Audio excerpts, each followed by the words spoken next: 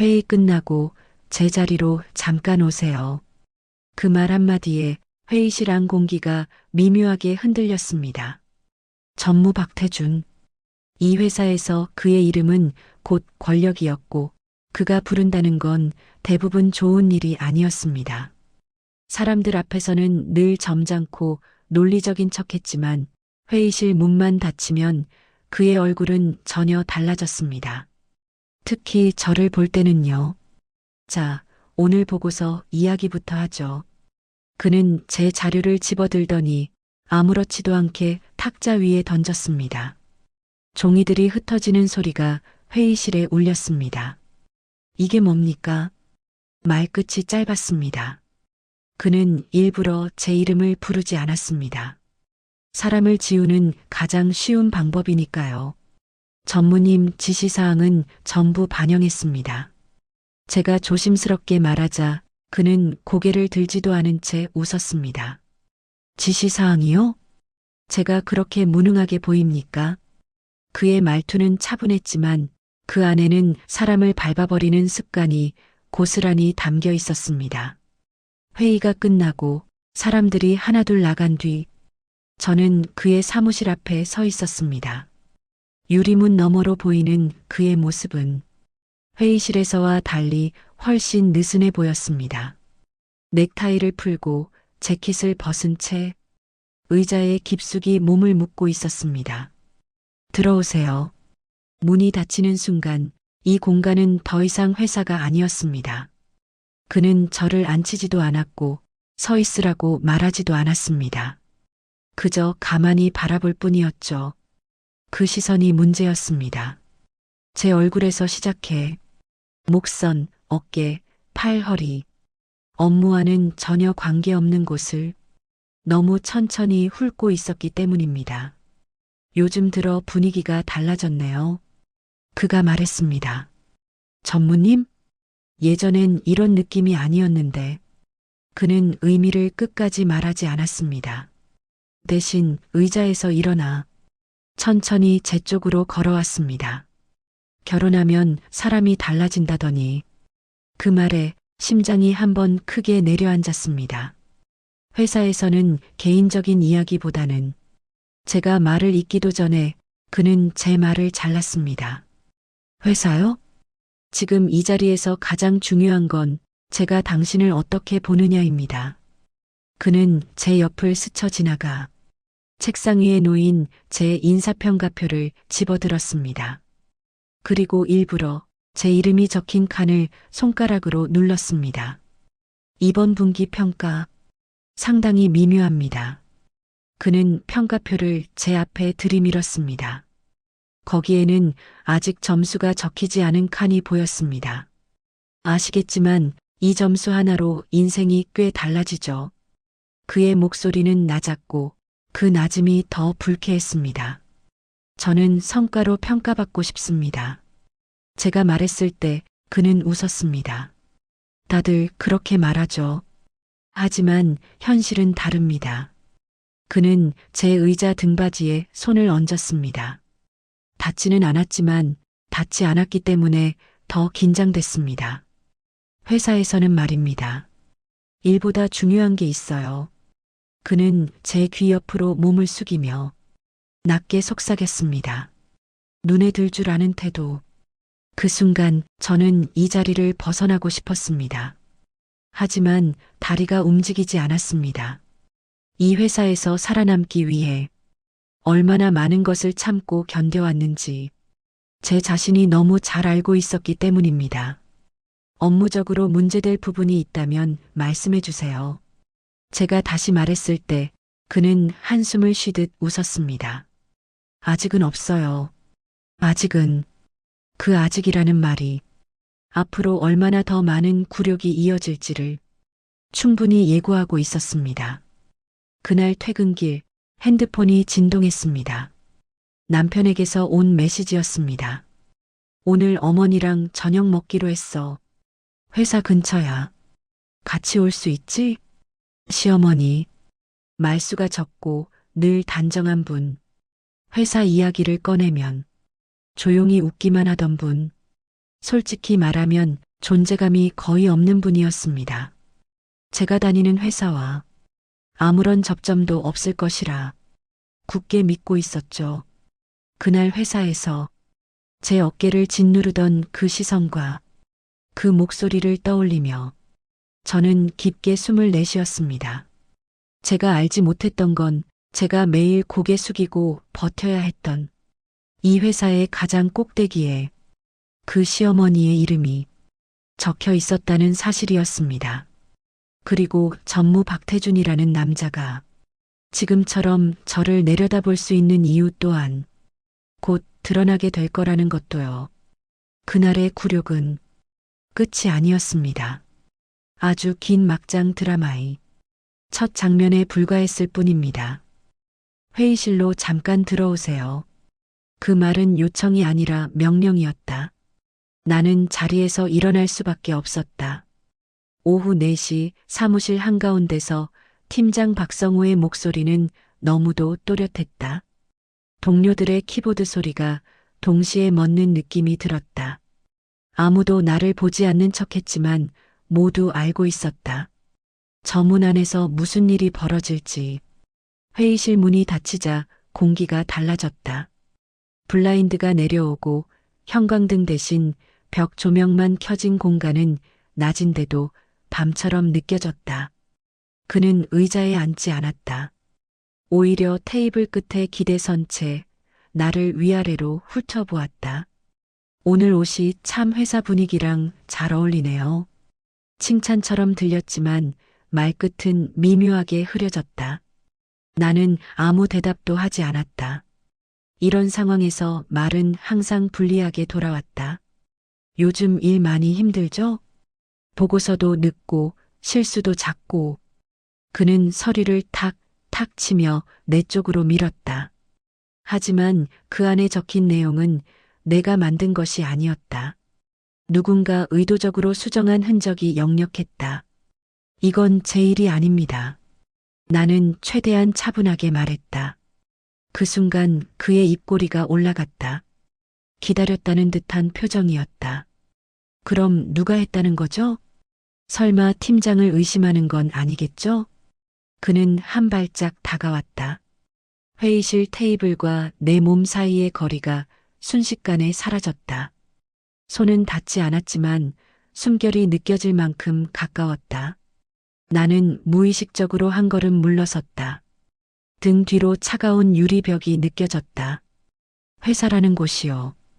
그가 낮은 목소리로 말했다. 능력만으로 굴러가지 않습니다. 그 말은 명백한 경고였다.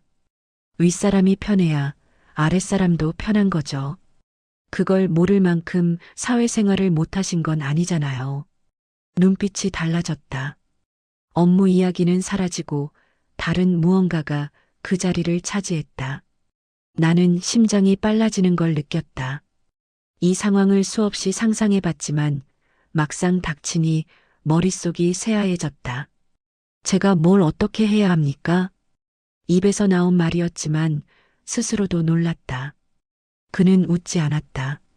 대신 아주 천천히 고개를 기울였다. 그 질문을 하신 것 자체가 이미 답을 아신다는 뜻 아닐까요? 정적? 회의실 시계 초침 소리만 크게 들렸다. 그는 뒤돌아서 창밖을 바라보았다. 고층 빌딩 사이로 보이는 회사 로고, 그리고 이 건물을 소유한 이름 없는 힘. 나는 그 등 뒤를 보며 깨달았다. 이 남자는 단순한 직장 상사가 아니었다. 이 회사 안에서 그는 법이었다. 오늘은 그냥 가세요. 대신 다음 보고서는 제 기대에 맞게. 문을 열어주며 그는 덧붙였다. 실망시키지 마시고요. 회의실을 나오는 순간 다리가 풀렸다. 아무 일도 없었던 것처럼 동료들은 다시 일에 집중하고 있었다. 하지만 나는 분명히 느꼈다. 방금 그 안에서 선을 넘는 경고가 오갔다는 것을. 그리고 그날 밤 집으로 돌아와 샤워를 하며 생각했다. 이 남자는 왜 이렇게 확신에 차 있지? 그 확신의 근원이 무엇인지 아직 나는 알지 못했다. 그날 이후로 회사는 더 이상 내가 알던 공간이 아니었습니다. 같은 책상, 같은 컴퓨터, 같은 동료들. 하지만 공기는 완전히 달라져 있었죠. 나는 매일 아침 출근할 때마다 마음속으로 다짐했습니다. 절대 흔들리지 말자. 절대 약점을 보이지 말자.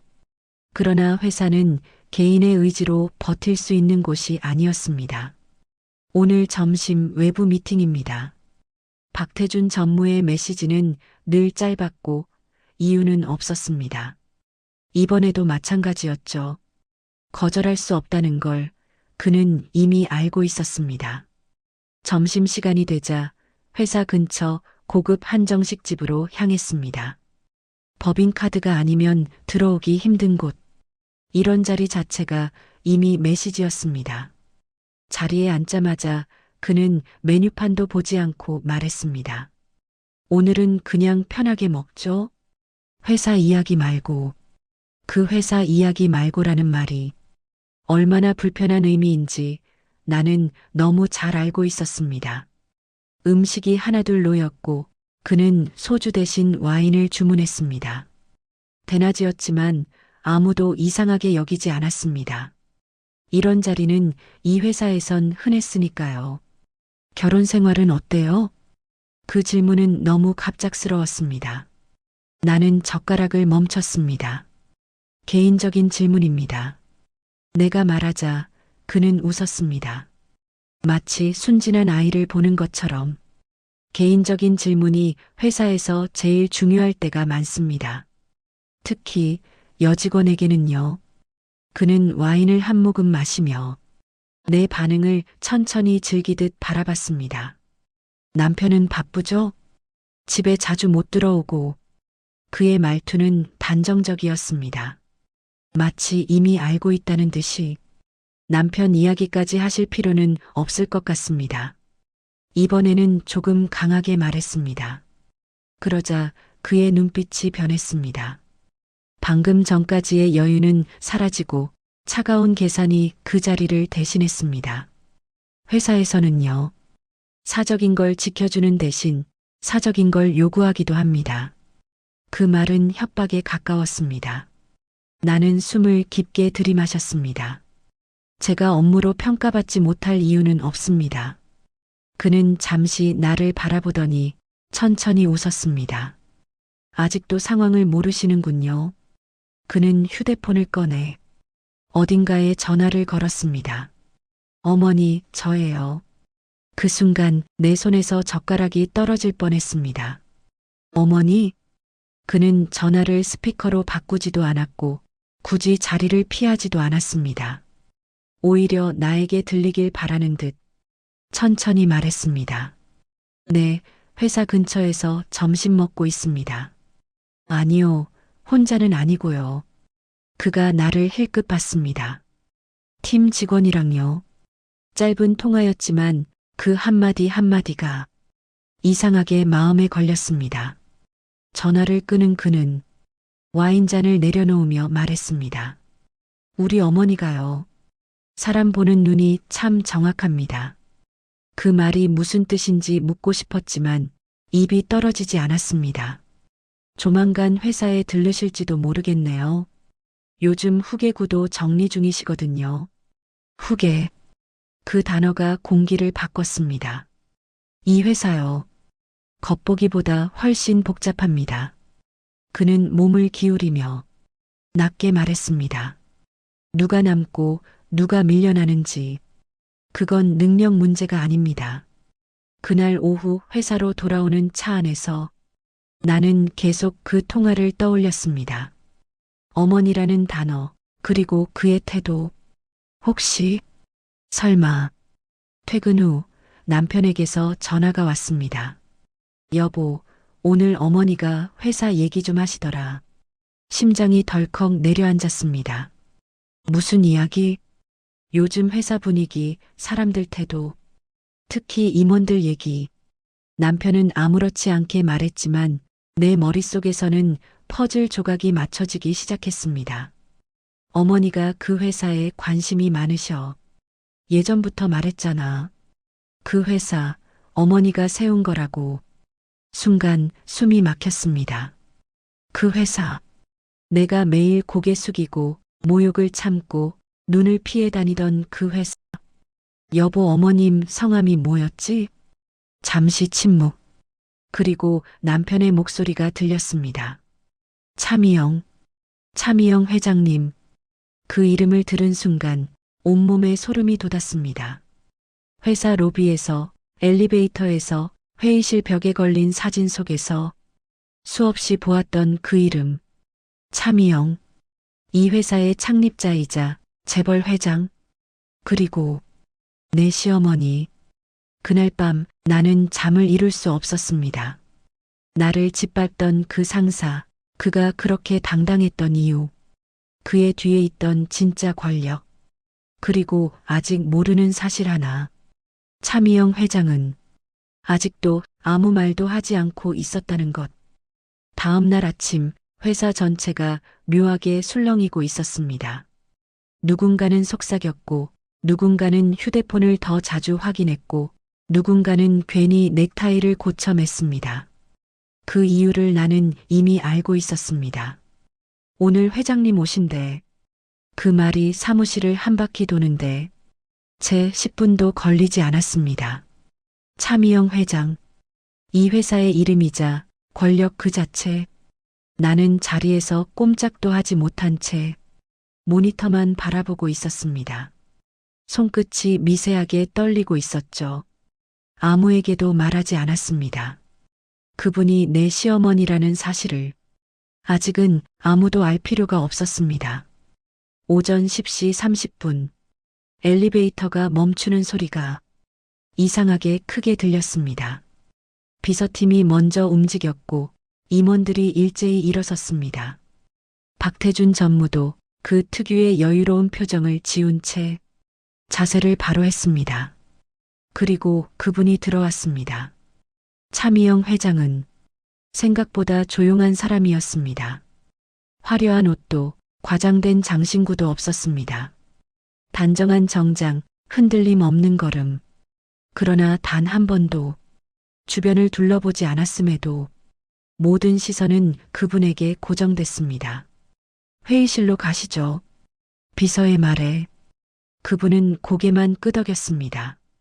그 짧은 동작 하나로 이 건물 전체가 숨을 죽였습니다. 회의가 시작됐습니다. 나는 참석 대상이 아니었지만 회의실 유리병 너머로 그분의 실루엣이 보였습니다. 박태준 전무의 목소리가 평소보다 한 톤 높았습니다. 이번 분기 실적은 계획 대비 8% 상승했고 그는 유창하게 설명을 이어갔습니다. 마치 모든 것이 자신의 공로인 것처럼. 차미영 회장은 아무 말도 하지 않았습니다. 메모도 하지 않았고 고개를 끄덕이지도 않았습니다. 그 침묵이 회의실을 점점 조여왔습니다. 인사평가도 공정하게 진행 중입니다. 그 말이 나오자 나는 심장이 철렁 내려앉았습니다. 공정. 그 단어를 그의 입에서 듣고 싶지 않았습니다. 회의가 끝나고 임원들이 하나둘 나왔습니다. 모두 얼굴이 굳어 있었습니다. 박태준 전무는 다시 여유로운 표정을 지으려 애썼지만 눈빛은 흔들리고 있었습니다. 그때였다. 비서가 내 자리 앞으로 다가왔습니다. 회장님께서 잠깐 보자고 하십니다. 사무실이 순간 정지된 것처럼 조용해졌습니다. 모든 시선이 내게 쏠렸습니다. 나는 고개를 끄덕이며 자리에서 일어났습니다. 다리가 무거웠습니다. 회의실 문이 닫혔습니다. 차미영 회장은 창가에 서 있었습니다. 도시를 내려다보는 모습이 어딘가 익숙하면서도 낯설었습니다. 오랜만이네. 그 한마디에 가슴이 꽉 막혔습니다. 어머님. 그녀는 천천히 돌아섰습니다. 표정은 변함이 없었습니다. 회사에서는 그렇게 부르지 마. 그 말투는 차가웠지만 그 안에 담긴 감정은 쉽게 읽히지 않았습니다. 힘들었지. 그 말에 눈물이 날 뻔했습니다. 하지만 참았습니다. 박태준 전무. 그 이름이 나오자 공기가 바뀌었습니다. 그 사람 요즘 많이 선 넘더라. 나는 아무 말도 하지 않았습니다. 변명도 고발도 하지 않았습니다. 차미영 회장은 잠시 나를 바라보다 고개를 끄덕였습니다. 아무 말 안 해도 돼.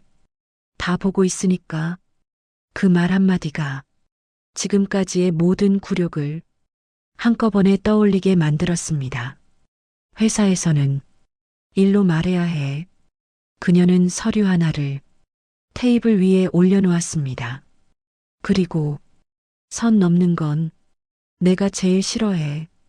그날 차미영 회장은 단 한 번도 박태준 전무의 이름을 공식적으로 언급하지 않았습니다. 하지만 그날 이후 그의 태도는 눈에 띄게 달라지기 시작했습니다.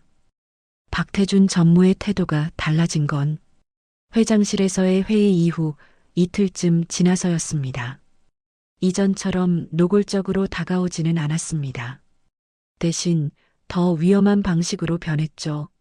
말은 줄고 시선은 길어졌고 지시라는 이름의 통제가 늘어났습니다. 이건 오늘 안으로 다시 정리해서 올리세요.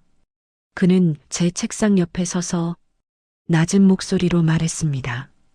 다른 직원들이 들을 수 없을 만큼, 그러면서도 내가 도망칠 수 없을 만큼 가까이. 이미 제출한 자료입니다. 제가 말하자 그는 고개를 기울였습니다. 그럼 다시 하세요. 제 기준에는 아직 부족하니까. 그의 말투는 공손했지만 그 안에는 분명한 도발이 있었습니다. 내 뒤에 누가 있는지 알고 있다는 확신. 나는 그를 올려다보았습니다. 예전 같았으면 고개를 숙였을 겁니다. 하지만 지금은 달랐습니다. 기준이 명확하다면 문서로 남겨주세요. 그의 눈이 번뜩였습니다. 아주 잠깐이었지만 분명히 흔들렸습니다. 요즘 말이 많아졌네요. 그는 웃으며 말했지만 그 웃음은 얇았습니다. 회사에서는요. 조용한 사람이 오래갑니다. 그 말이 끝나자 그는 제 책상 위에 손을 올렸습니다. 닿지는 않았지만 존재를 과시하듯 손가락을 천천히 움직였습니다. 그때 비서팀에서 메일이 하나 도착했습니다. 임원 워크숍 안내. 이번 주 금요일 외부 리조트 1박 2일 일정. 나는 화면을 바라보며 숨을 삼켰습니다. 당신도 참석입니다. 박태준 전무가 마치 제 생각을 읽은 것처럼 말했습니다. 팀장급 이상 전원 참석. 빠질 이유는 없겠죠? 리조트, 외부, 하룻밤. 그 단어들이 머릿속에서 불길하게 엮였습니다. 워크숍 당일 버스 안은 어색한 웃음으로 가득했습니다. 술을 기대하는 사람들, 눈치를 보는 사람들, 이미 승부가 난 사람들. 박태준 전무는 늘 그렇듯 가장 앞자리에 앉아 여유롭게 주변을 둘러봤습니다. 그리고 그의 옆자리에는 기획팀의 한 여자가 앉아 있었습니다. 짧은 치마, 과하지 않은 메이크업, 그리고 지나치게 친밀한 거리. 그녀는 그의 말을 들을 때마다 웃었고 웃을 때마다 몸을 조금씩 기울였습니다. 저들 원래 저랬나? 누군가 속삭였지만 아무도 대답하지 않았습니다. 회사에서 모른 척하는 건 생존 기술이니까요. 리조트에 도착한 후 저녁 식사가 이어졌습니다. 술이 돌기 시작하자 분위기는 급격히 풀어졌습니다. 박태준 전무는 사람들 사이를 오가며 잔을 채워주고 농담을 던지고 완벽한 상사의 얼굴을 유지했습니다. 하지만 그 기획팀 여자는 계속 그의 곁을 맴돌았습니다. 전무님, 아까 말씀하신 거요. 그녀는 일부러 사람들이 많은 자리에서 그의 소매를 가볍게 잡았습니다. 아주 자연스럽게, 너무 자연스러워서 오히려 눈에 띄었습니다. 그는 그 손을 떼지 않았습니다. 오히려 웃으며 말했죠. 이따가 이야기하죠. 그 이따가라는 말에 주변 공기가 미묘해졌습니다. 밤이 깊어지고 사람들은 하나둘 방으로 흩어졌습니다. 나는 복도를 걸으며 무심코 고개를 들었습니다. 그때 복도 끝에서 익숙한 실루엣이 보였습니다. 박태준 전무, 그리고 그 여자, 그들은 같은 방향으로 걸어가고 있었습니다. 아주 가깝게 문 하나 앞에서 그 여자가 멈췄습니다. 그의 방이었습니다. 그녀가 뒤를 돌아보며 작게 웃었습니다. 전무님, 아까 하신 말씀 지금 해도 될까요? 그는 주변을 한번 둘러본 뒤 아무 말 없이 문을 열었습니다. 문이 닫히는 소리. 그 순간 나는 확신했습니다. 이 남자는 자신이 절대 안전하다고 믿고 있다는 걸. 회사에서, 이 리조트에서, 그리고 그 뒤에 있는 보이지 않는 권력 덕분에 그는 너무 확신하고 있었습니다. 그리고 그 확신이야말로 가장 치명적인 실수라는 걸 아직 모를 뿐이었습니다. 리조트에서 돌아온 다음 주 월요일, 회사는 겉보기엔 아무 일도 없었던 것처럼 움직이고 있었습니다.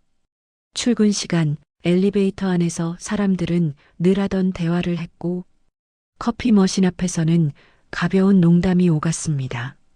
그러나 나는 느낄 수 있었습니다. 이 회사의 공기가 아주 미세하게 달라졌다는 걸요.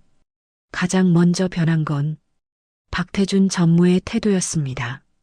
그는 더 이상 노골적인 접근을 하지 않았습니다. 대신 필요 이상으로 친절해졌죠.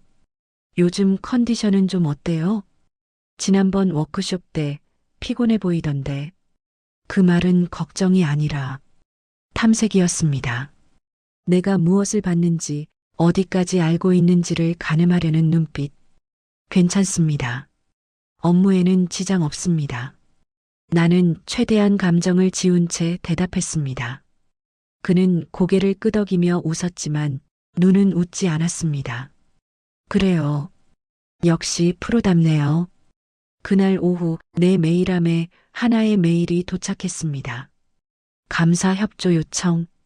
발신자는 외부 컨설팅 업체. 내용은 단순했습니다. 최근 임원급 의사결정과 비용 처리 내역에 대한 사전 점검 협조 요청. 나는 메일을 읽고 잠시 손을 멈췄습니다. 이건 박태준 전무가 주도하던 영역이었습니다. 그동안 누구도 건드리지 못했던 가장 민감한 부분. 그리고 그날 저녁 남편에게서 메시지가 왔습니다. 어머니, 이번 주에 회사 자료 좀 보신대. 괜히 분위기 심각하네. 나는 그제야 모든 퍼즐이 맞춰지고 있다는 걸 확신했습니다. 차미영 회장은 아무 말도 하지 않았습니다. 직접 나서지도 않았고 박태준 전무를 호출하지도 않았습니다. 대신 사람을 움직였습니다. 감사팀, 외부 컨설턴트, 법무팀, 그 모든 움직임은 조용했고 표면적으로는 정상적인 절차였습니다. 하지만 박태준 전무는 불안해지기 시작했습니다. 요즘 회장님이 뭘 그렇게 들여다보시는 거죠? 그가 비서에게 묻는 소리가 복도를 통해 들려왔습니다. 전무님, 저희도 정확히는. 그는 말을 끊었습니다. 됐어요. 그날 오후 그는 나를 회의실로 불렀습니다. 요즘 회사 돌아가는 거 느끼는 거 없어요? 그 질문은 돌려 말한 협박이었습니다. 특별한 건 없습니다. 내가 대답하자 그는 잠시 나를 바라봤습니다. 그리고 낮게 말했습니다. 사람은요, 자기가 본 걸 본대로 말하지 않는 게 제일 현명합니다. 나는 그의 시선을 피하지 않았습니다. 저는 본 게 없습니다. 그 말에 그의 입꼬리가 아주 미세하게 움직였습니다. 그날 밤 박태준 전무는 혼자 술을 마셨습니다. 회사 근처 임원들이 자주 가는 조용한 바. 그는 휴대폰을 수차례 확인했고 문자를 보내고 지웠습니다. 그가 모르는 사실이 하나 있었습니다. 그날 그 자리에 차미영 회장이 보낸 사람이 이미 와 있었다는 것. 아주 평범한 손님처럼 아무도 의심하지 않을 모습으로. 그리고 동시에 리조트 CCTV 기록, 법인카드 사용 내역, 내부 메신저 로그가 차곡차곡 정리되고 있었습니다. 불륜을 입증하기 위한 자료가 아니라 권력을 사적으로 사용한 흔적을 하나도 빠짐없이. 차미영 회장이 원하는 건 감정적인 복수가 아니었습니다. 완벽한 되돌릴 수 없는 퇴로 차단. 다음 날 아침 박태준 전무는 임원 회의에서 처음으로 말을 더듬었습니다. 이 부분은 제가 다시 확인해서. 회의실 안은 조용했습니다. 그 침묵이 그를 더 불안하게 만들었습니다. 그는 아직 몰랐습니다.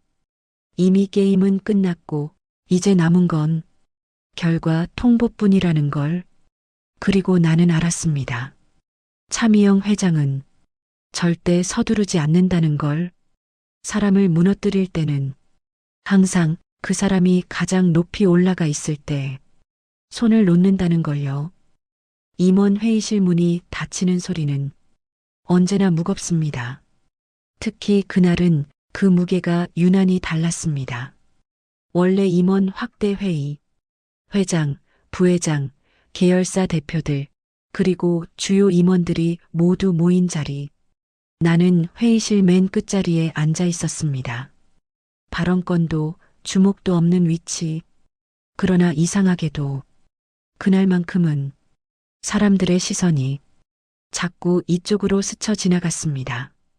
박태준 전무는 회의실 중앙에 앉아 있었습니다. 언제나처럼 여유로운 자세, 완벽하게 다려진 셔츠와 넥타이. 겉모습만 보면 아무 문제도 없어 보였습니다. 하지만 나는 알 수 있었습니다. 그의 손이 회의 시작 전부터 미세하게 떨리고 있다는 걸요.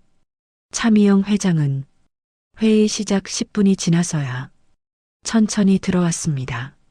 모두가 자리에서 일어났고 회의실은 순간 완벽한 정적에 잠겼습니다. 앉으세요. 그녀의 목소리는 낮았지만 명확했고 흔들림이 없었습니다. 차미영 회장은 서류를 펼치지 않았습니다. 프레젠테이션도 없었고 별다른 서두도 없었습니다. 오늘은 보고를 조금 다르게 하겠습니다. 그 한 문장에 회의실 공기가 눈에 띄게 굳었습니다. 최근 몇 달 회사의 의사결정 과정과 임원급 업무 처리에 대해 외부 점검을 진행했습니다.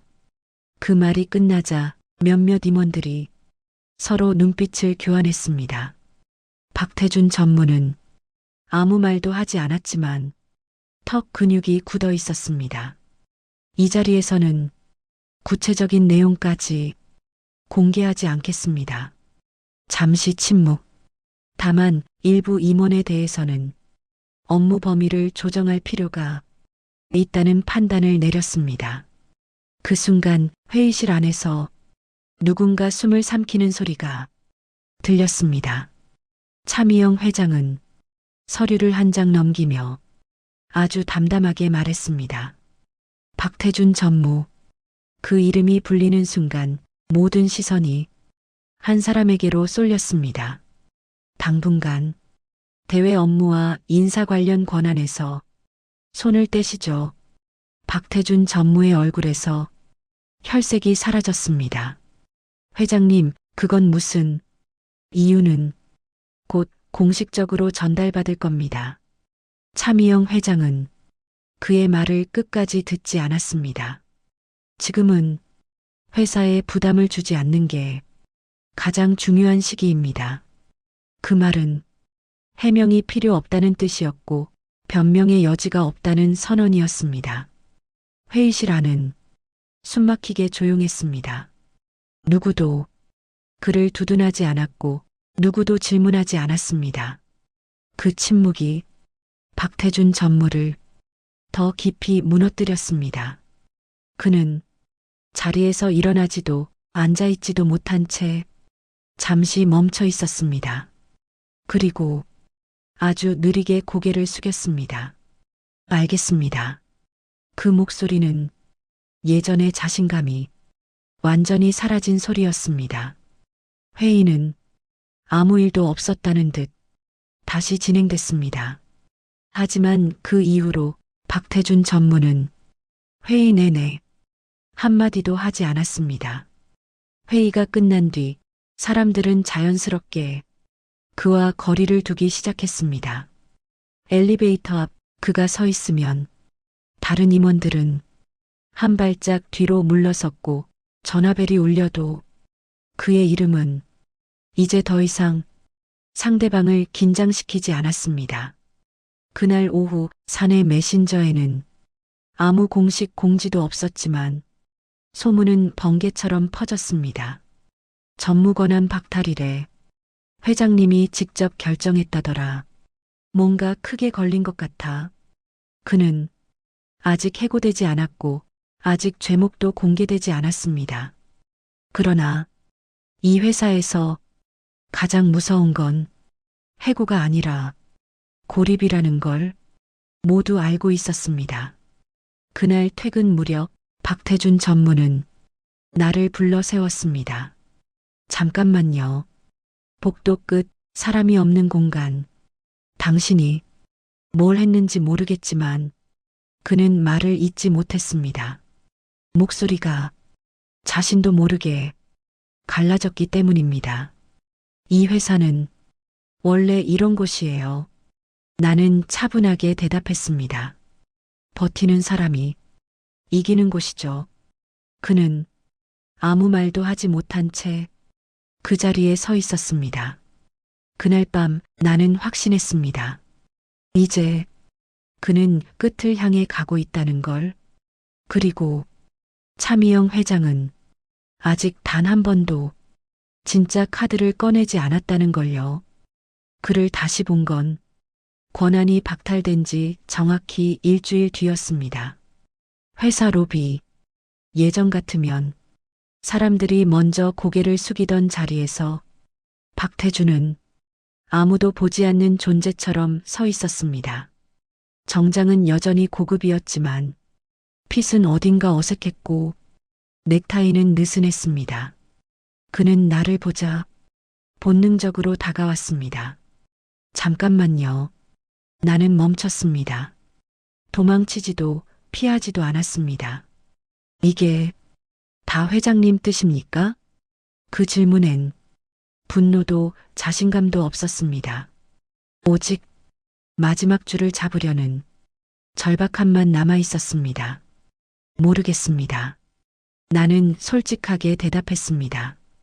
회장님은 저에게 아무것도 설명하지 않으셨습니다. 그 말에 그의 얼굴이 천천히 무너졌습니다. 그날 오후 차미영 회장은 그를 단둘이 불렀습니다. 그 자리에 나는 없었습니다. 하지만 나중에 들었습니다. 그 방에는 녹음기도 문서 더미도 고성도 없었다는 걸요. 오직 차미영 회장의 차분한 목소리만 있었답니다. 박전무, 그녀는 이미 직함조차 부르지 않았습니다. 나는 당신을 유능하다고 생각했어요. 잠시 침묵. 그래서 많은 걸 맡겼죠. 그는 말을 잇지 못하고 고개를 끄덕였다고 합니다. 하지만 권한을 착각했어요. 그 한 문장에 그의 손이 무릎 위에서 움찔했다고 합니다. 회사는 사적인 욕망을 충족시키는 장소가 아닙니다. 차미영 회장은 서류 하나를 천천히 밀어놓았습니다. 그리고 나는 며느리를 회사 직원으로 본 적도 없고 당신의 선택지로 둔 적도 없습니다. 그 말이 마지막이었습니다. 해임 통보는 메일로 전달됐습니다. 공식 사유는 신뢰 훼손 및 직무 부적합, 불륜이라는 단어는 어디에도 없었습니다.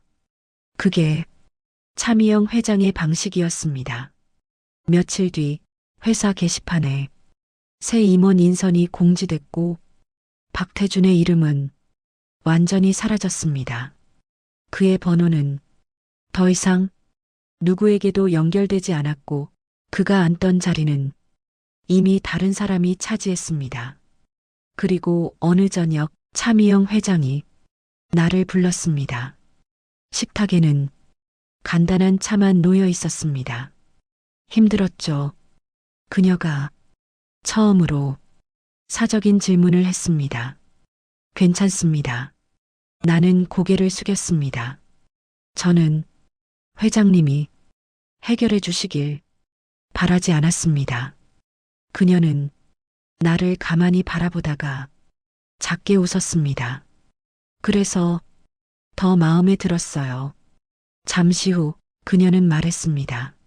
나는 당신을 지켜준 게 아니라 회사를 정리한 겁니다. 그 말은 위로도 사과도 아니었습니다. 선언이었습니다. 그리고 앞으로도 그런 사람은 절대 들이지 않을 겁니다.